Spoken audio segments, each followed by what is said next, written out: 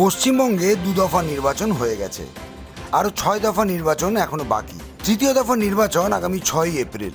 দ্বিতীয় দফা নির্বাচন নিয়ে অনেক জলঘোলা হয়েছে, বিশেষত নন্দীগ্রাম ও কেশপুর নিয়ে শাসক দল অসন্তুষ্টি প্রকাশ করে নির্বাচন কমিশনের কাছে অভিযোগ দায়ের করেছেন। গত 2রা এপ্রিল তৃণমূলের পক্ষ থেকে একটি প্রেস কনফারেন্স আয়োজন করা হয়, যেখানে সৌগত রায় কেন্দ্রীয় বাহিনী ও ইলেকশন কমিশনের বিরুদ্ধে ক্ষোভ উগড়ে দিয়েছেন। আমরা এটা আপনাদের কাছে জানাতে চাই যে কেন্দ্রীয় বাহিনীরা বাংলার মানুষের উপর অত্যাচার করছে।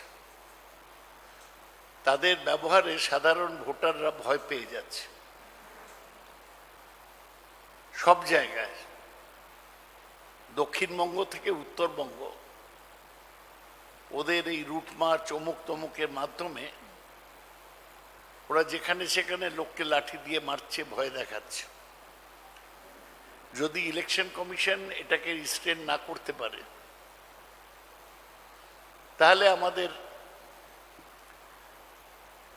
আন্দোলনের রাস্তায় যেতে হবে ইলেকশন কমিশনে।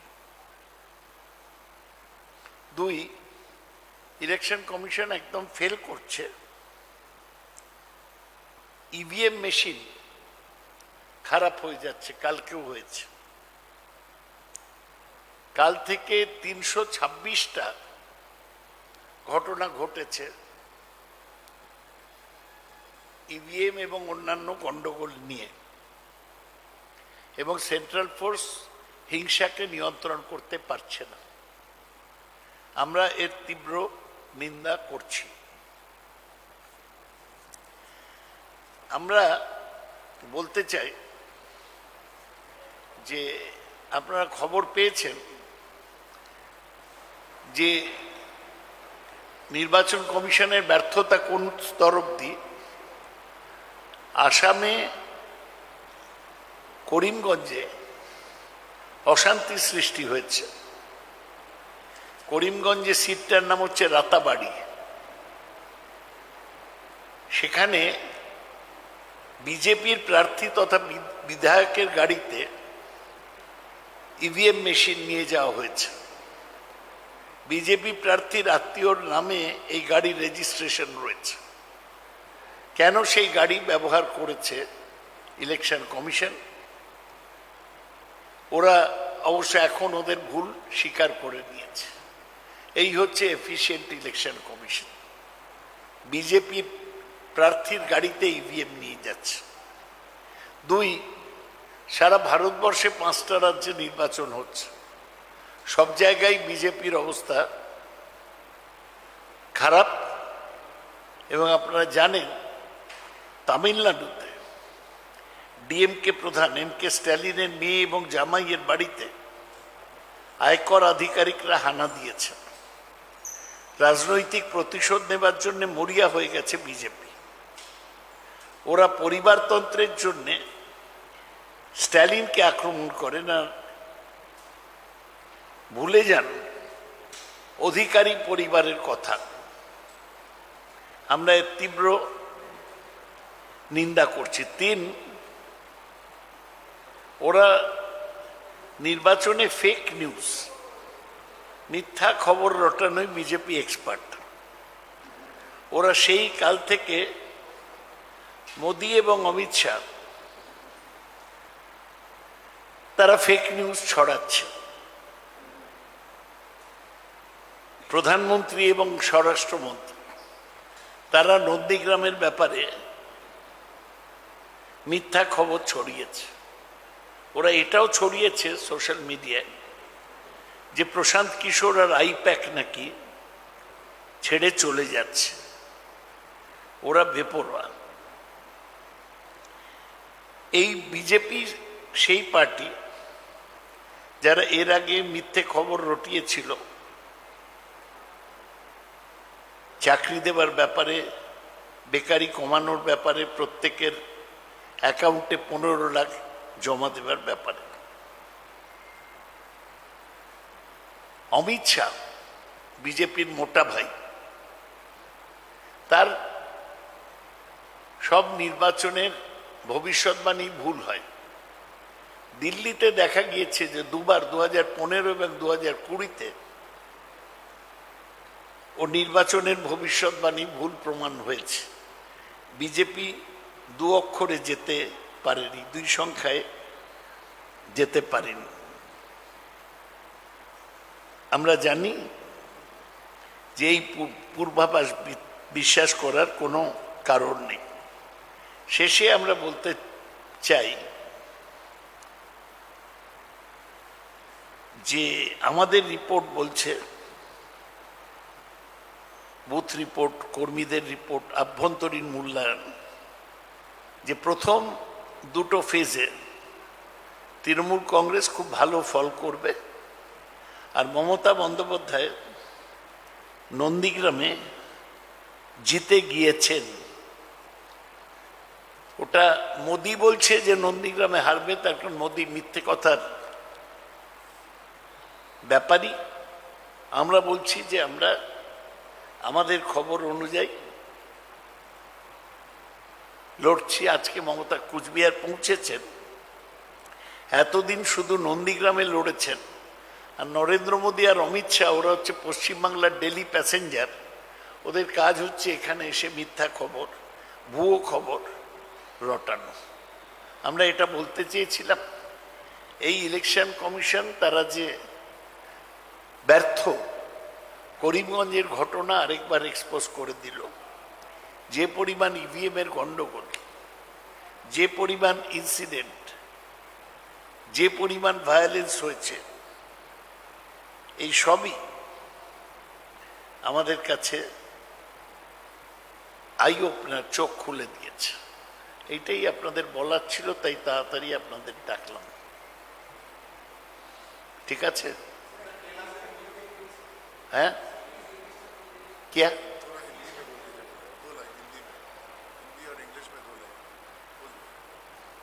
नहीं, एक तो सेंट्रल फोर्सेस का जो अत्याचार बंगाल के लोगों पर, इसको हम घोर निंदा करते हैं।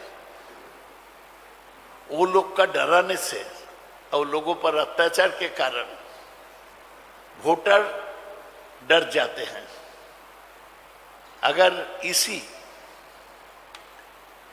कंट्रोल नहीं कर पाते तो हमें आंदोलन छेड़ने पड़ेगा।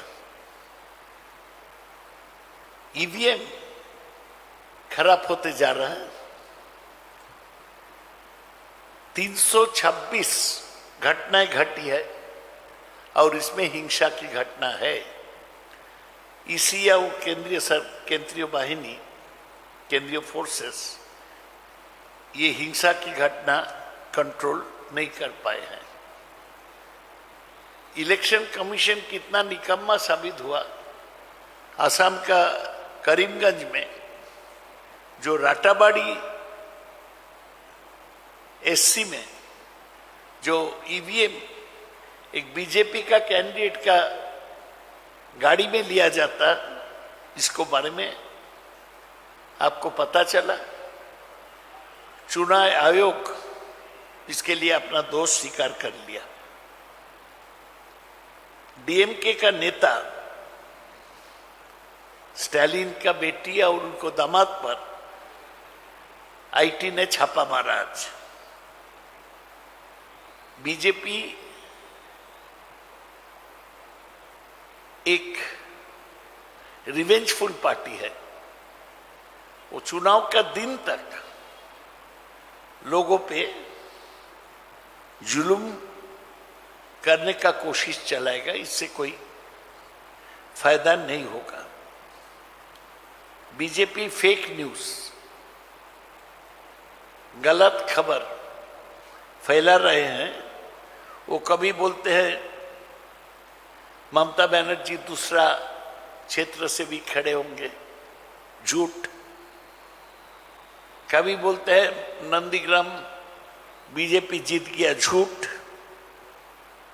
कभी बोलते हैं प्रशांत किशोर तृणमूल को छोड़ के जा रहे हैं, झूठ।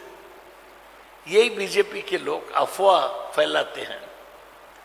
ये लोग बताए थे कि वो 2 करोड़ नौकरी देगा साल में, और हर अकाउंट में 15 लाख रुपया देगा।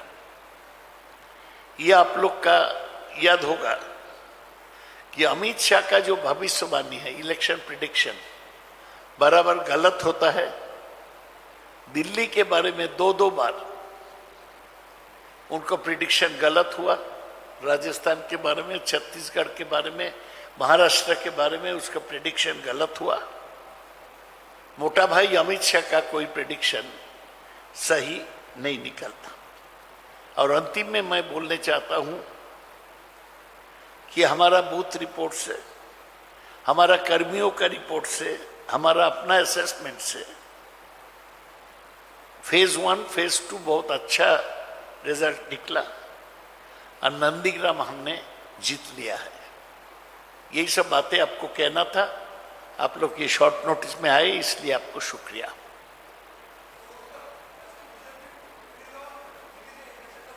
है के?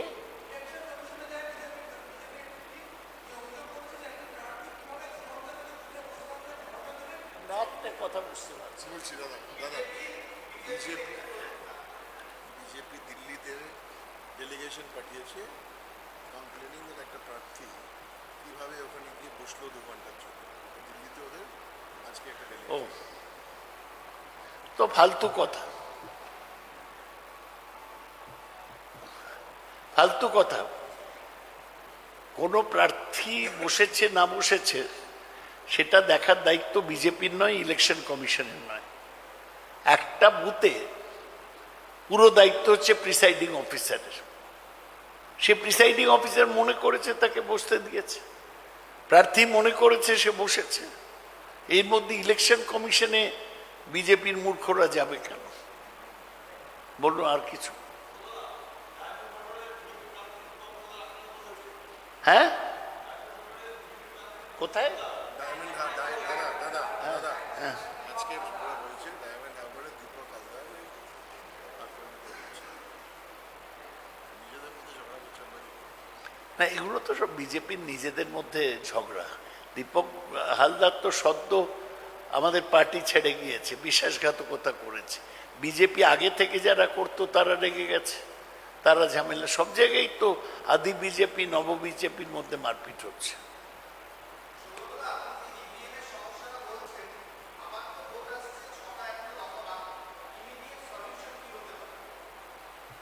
ওরা আবার চেক করুক।